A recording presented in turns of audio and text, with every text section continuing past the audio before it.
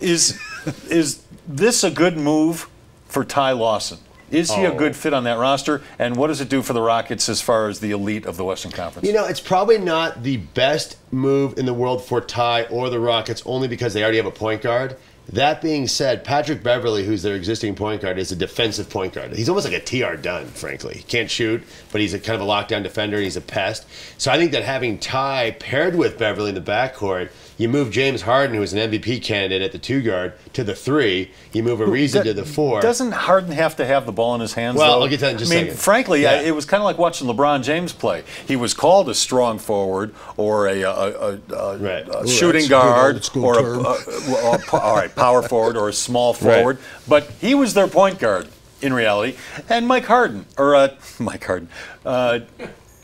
James Harden was actually the Rockets' point guard. Harden and Beverley made a great pair because James Harden was a tall 2 who brings the ball up and can do all of those things. He can pass, he can shoot. Patrick Beverley's a very one-dimensional player. He's really, like I said, he's a lockdown defender, and they actually made a good pairing. You could put Beverley on Steph Curry while James Harden can do his thing, right? Or any guard pairing they're going up against. Now that you have Ty Lawson, you've got 2 options. One is, I think you bring Lawson off the bench, actually. Really? And I always felt like when the Nuggets drafted Ty Lawson, especially because we had Chauncey here at the time, he had the opportunity to be the best backup point guard in the entire NBA, like a 6-man award winner, caliber point guard.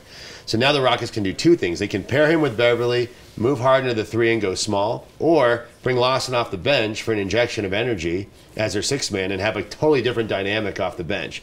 But I agree with you. It's going to be hard to see, who's going to share the ball when you've got Lawson and Harden on the floor. But you know what? Lawson played a lot with Andre Miller. And when Lawson played with Andre Miller, Andre Miller always had the ball in his hand. And he actually played a fair amount with Chauncey, and Chauncey had the ball in his hand. So, Kevin McHale's he's shown he's become a pretty decent coach in the latter years of his coaching. He wasn't so great in his earlier years of coaching, and they'll figure it out. Look, you can never – these are good problems to have if you're at the Houston Rockets. Yeah. And to answer the second part of your question – I think they're in the championship conversation, and to credit you, well, you keep saying that. Let me just put a couple of things in. We had a really sharp guy from a Houston radio station yesterday. He said, really what we need him to do is point up in the corner and make 3-pointers.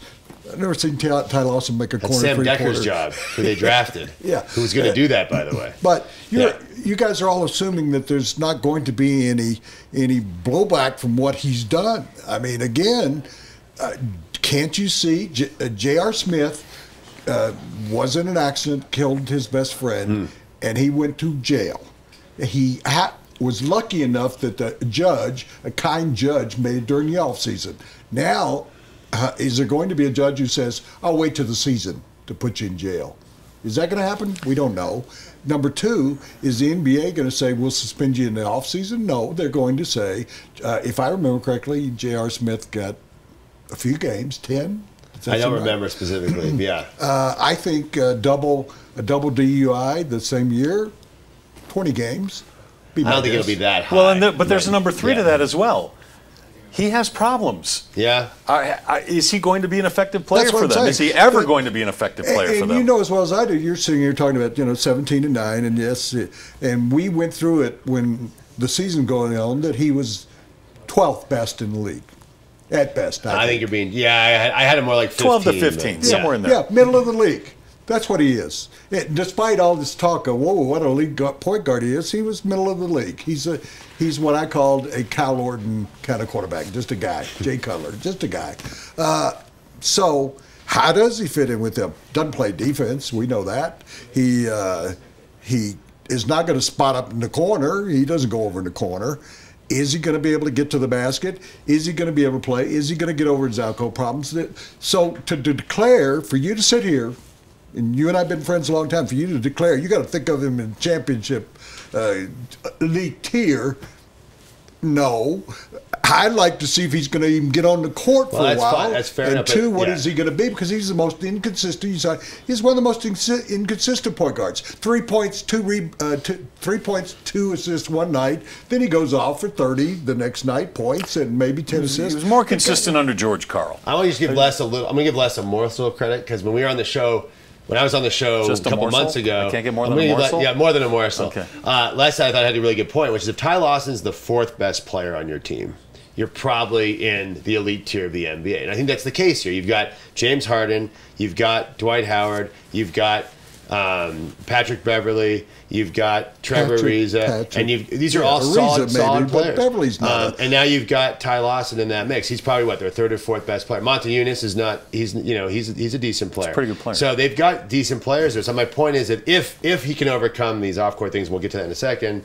And fair enough, he may never get over them. I'm just saying he puts the Rockets. The Rockets were in the conference finals last year, and Beverly was hurt. So didn't play one game of the playoffs, and they got to the conference finals. They came back from 3-1 against the Clippers, and their backs against the wall, and got themselves into a conference final. So this is a good team, and I think he makes them better if he can resolve those off-the-court issues.